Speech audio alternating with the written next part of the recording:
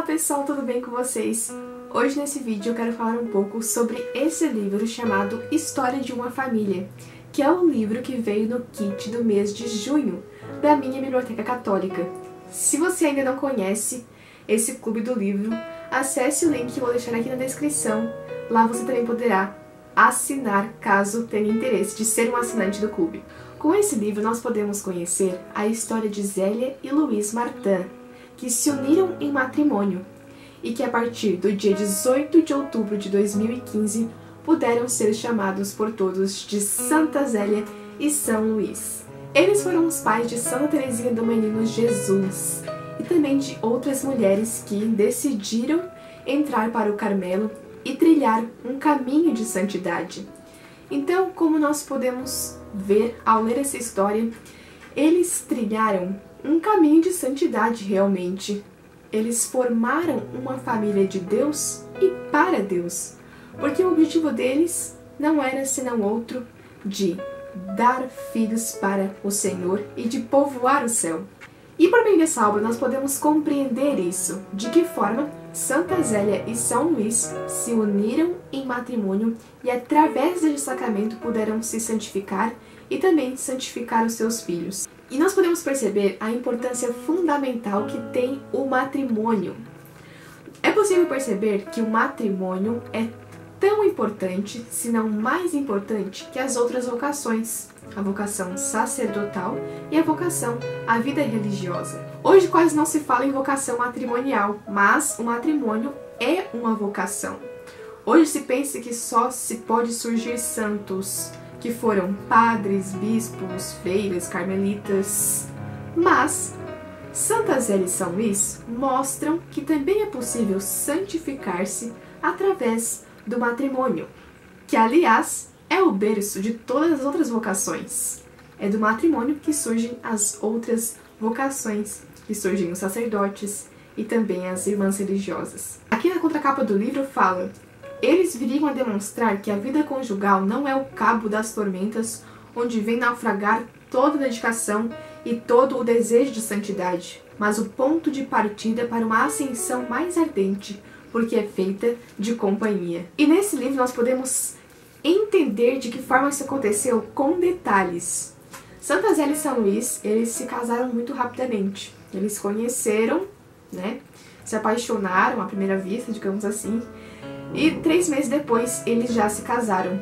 Então relata aqui no livro que eles viveram um período de continência mesmo depois de casados. Um período de recolhimento, de oração, de sacrifício, em que as suas almas foram preparadas para uma união. E também um período em que o espírito pôde dominar o instinto e se preparar para a criação de uma família santa, uma família para Deus.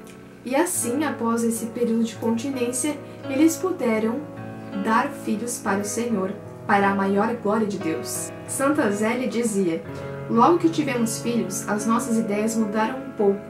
Só vivíamos para eles, constituíam toda a nossa felicidade e nunca tivemos outra. Nada nos custava já. A vida não nos parecia difícil. Para mim, eram eles a maior das compensações e por isso desejava ter muitos, a fim de os criar para o céu.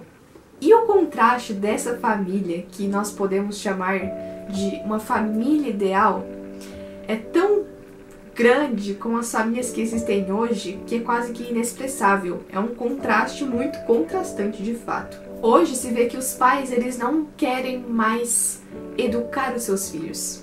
Eles não servem mais para educar os próprios filhos. O que acontece hoje é uma terceirização da paternidade ou uma terceirização da educação, ou seja, os pais não querendo, com a desculpa muitas vezes de não poder educar os seus filhos, eles terceirizam a educação, ou seja, jogam o objetivo, a tarefa de educar os filhos para terceiros, geralmente para instituições como a escola e as creches.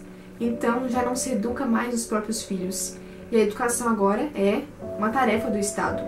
E muitas vezes o tempo que os pais têm livre, quando não estão trabalhando, quando estão em casa com tempo livre, eles não querem mais passar um tempo com os seus filhos. Então eles colocam as crianças, os filhos, na frente da televisão ou então dão um celular para que eles se entretenham ali e não os incomode. E veja, enquanto os pais estão o dia todo trabalhando fora, os seus filhos estão sendo adestrados por uma instituição que se tornou uma máquina de controle social. Pois então veja que contraste com essa família, com a família Martin, em que os pais dedicavam todos os seus esforços para educar os seus próprios filhos, educando-os dentro dos bons valores, da moral, ensinando a generosidade, a caridade, a modéstia, o afeto.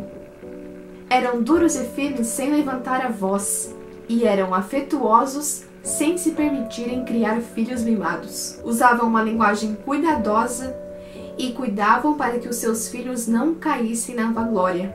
Faziam de tudo para que os seus filhos tornassem santos. Tem uma parte aqui no livro que fala como era o relacionamento de Santa Zélia com a sua filha, mais especificamente Santa Teresinha. Eu achei essa parte muito bonita. Fala: a Teresinha já aprendia a juntar as mãos enquanto olhava o tabernáculo, a balbuciar uma saudação ao bom Jesus. A senhora Martin revivia com ela, numa intensa emoção, esta cena deveras sublime.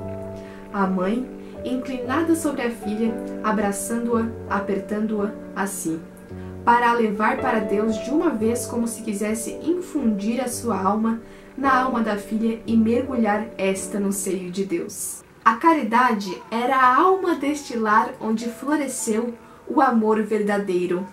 Amor que não desabrochou com o tempo ou que se perdeu com um cansaço rotineiro, mas que foi aumentando progressivamente, cada vez mais. Amor, de fato, amor verdadeiro. Porque Santa Zélia e São Luís não se permitiram unir-se um ao outro sem antes se unirem individualmente ao Divino Esposo, Jesus Cristo, que era o laço substancial que havia entre eles. As mãos deles não se estreitavam senão unidas às suas, as mãos de Jesus. O amor era vivido verdadeiramente, não uma exploração egoísta, não tentando se colocar no lugar de Deus, mas servindo a Deus em todas as suas exigências, e por isso eles puderam realizar plenamente os planos do Criador. Um amor destes não sabia o que eram inquietações e suscetibilidades, não era desconfiado nem ciumento. Era uma força tranquila de confiança e de certeza. Com a história dessa bela família tradicional, o leitor é inspirado por um sentimento nobre de viver a sua vocação de amar a Deus, que é a vocação de todos nós. E para isso nós também precisamos ser purificados dessa mentalidade moderna, que coloca, que vê como absolutamente normal e correto arrancar os filhos de seus próprios pais, submetendo-os ao Estado que quer se colocar no lugar de Deus. Quando vamos abrir os olhos e ver os efeitos disso, ver que isso é absolutamente inaceitável e incorreto, que isso não está certo e que precisa ser mudado, deixemos ser inspirados e conduzidos pela história dessa família, que fez de um lar uma escola de santidade, desprovido de todo egoísmo e impregnado da caridade de Cristo.